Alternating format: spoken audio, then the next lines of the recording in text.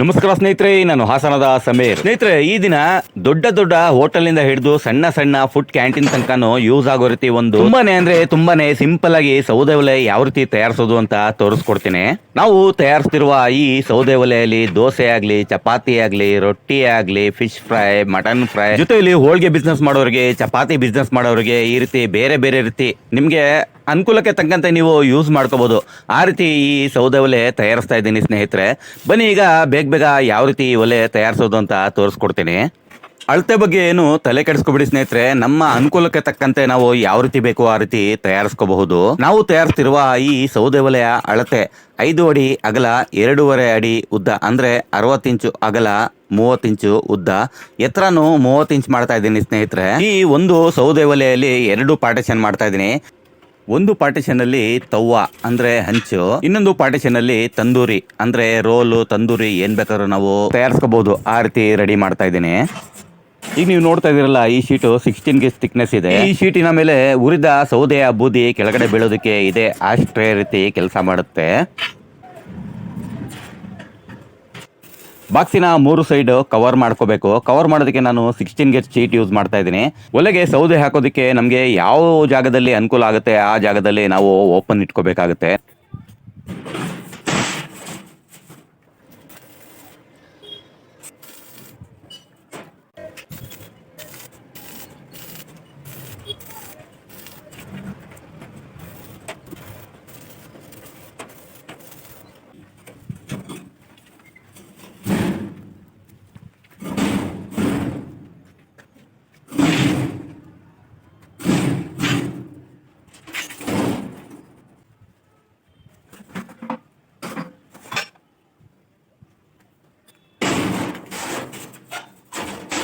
Sheet covering ಕೆಲಸ ಎಲ್ಲ ಮುಗ್ದಿದೆ. ಈಗ ಸೌದೆ ಇಡೋದಕ್ಕೆ ಈ ರಾಡ್ಗಳು ಅರ್ಧ ಇಂಚು ಗ್ಯಾಪ್ ಕೊಟ್ಕೊಂಡು ಒಂದ್ರ ಪಕ್ಕ ಒಂದು ರಾಡು ವೆಲ್ಡಿಂಗ್ ಮಾಡ್ಕೋಬೇಕಾಗುತ್ತೆ.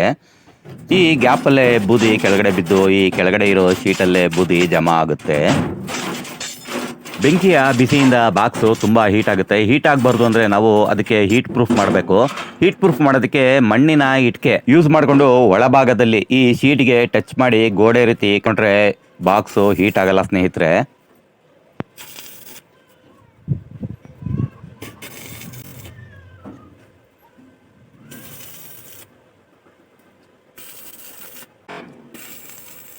ಒಂದು ಸೈಡಿನ ಒಲೆಯ ಕೆಲಸ ಕಂಪ್ಲೀಟ್ ಆಗಿದೆ. ಇದ್ರ ಮೇಲೆ ಬರೀ ಹಂಚಿಟ್ರೆ ಸಾಕು, ಇದರ ಕೆಲಸ ಮುಗ್ದಂಗೆ. ಈಗ ಉಳಿದಿರೋ ಕೆಲಸ ಏನಂದ್ರೆ ಈ ತಂದೂರಿ ಒಲೆ ತಯಾರಿಸೋದು. ಈ ತಂದೂರಿ ಒಲೆ ತಯಾರಿಸೋದು ತುಂಬಾ ಸುಲಭ.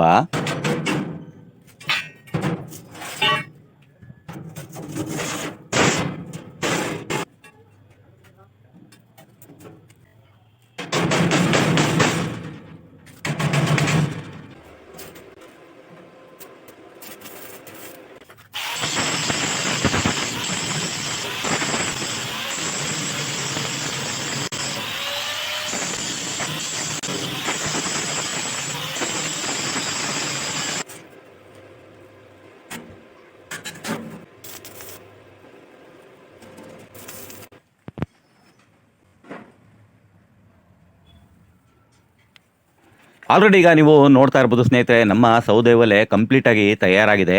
ಈ ಮೇಲ್ಗಡೆ ಇರೋ ಖಾಲಿ ಜಾಗದಲ್ಲಿ ತವ ಫಿಟ್ಟಿಂಗ್ ಆಗುತ್ತೆ. ಕೆಳಭಾಗದಲ್ಲಿ ಬೂದಿ ತೆಗೆಯೋದಕ್ಕೆ ಜಾಗ ಇದೆ ನೋಡಿ. ತಂದೂರಿ ಮಾಡುವ ಗ್ರಿಲ್ ಇಲ್ಲಿದೆ ನೋಡಿ. ಈ ಗ್ರಿಲ್ಲಲ್ಲಿ ಬೂದಿ ತೆಗಿಬೇಕಾದ್ರೆ ನೋಡಿ ಸ್ನೇಹಿತರೆ, ಈ ಫ್ರೇಮ್ ಓಪನ್ ಮಾಡ್ಕೋಬೇಕಾಗುತ್ತೆ. ಈ ಫ್ರೇಮ್ ಓಪನ್ ಮಾಡಿ ಬೂದಿ ಎಲ್ಲ ಕ್ಲೀನ್ ಮಾಡ್ಕೋಬಹುದು.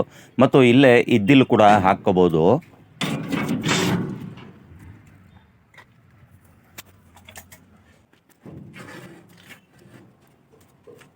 ಮೇಲ್ಭಾಗದ ಹಂಚಿನ ಶೀಟು ಸುಮಾರು 65 kg ಇದೆ ಸ್ನೇಹಿತರೆ. ಈ 65 kgಯ ಶೀಟಿನಲ್ಲೇ ತವ ಮಾಡ್ತಾ ಇರೋದು.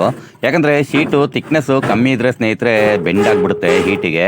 ಅದಕ್ಕೆ ಸ್ವಲ್ಪ ಶೀಟು ಥಿಕ್ನೆಸ್ ಇರೋದನ್ನೇ ಯೂಸ್ ಮಾಡಬೇಕಾಗುತ್ತೆ.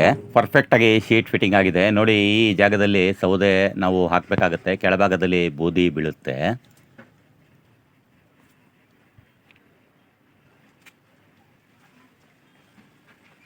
ಈ ಗ್ರಿಲ್ಲಲ್ಲಿ ಈ ಚೇಂಬರ್ ಓಪನ್ ಮಾಡ್ಕೋಬಹುದು. ಮೊದಲೇ ಹೇಳಿದ್ದೆ ನಾನು, ಈ ಚೇಂಬರ್ ಓಪನ್ ಮಾಡ್ಕೊಂಡ್ರೆ ನಾವು ಇಲ್ಲಿ ಇದ್ಲಾಗಲಿ, ನಾವು ಬೂದಿ ಕ್ಲೀನ್ ಮಾಡೋದಾಗ್ಲಿ ಏನು ಬೇಕಾದ್ರೂ ಈ ಜಾಗದಲ್ಲೇ ಮಾಡ್ಕೋಬಹುದು. ಕೆಳಭಾಗದಲ್ಲಿ ಇರೋ ಜಾಗದಲ್ಲಿ ನಾವು ಸೌದೆ ಸ್ಟೋರ್ ಮಾಡ್ಕೋಬಹುದು.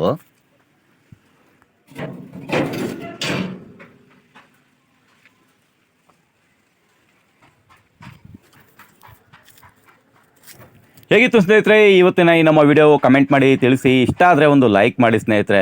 ತುಂಬಾ ಇಷ್ಟ ಆದರೆ ನಿಮ್ಮ ಸ್ನೇಹಿತರಿಗೆ ಶೇರ್ ಮಾಡಿ ಸ್ನೇಹಿತರೆ.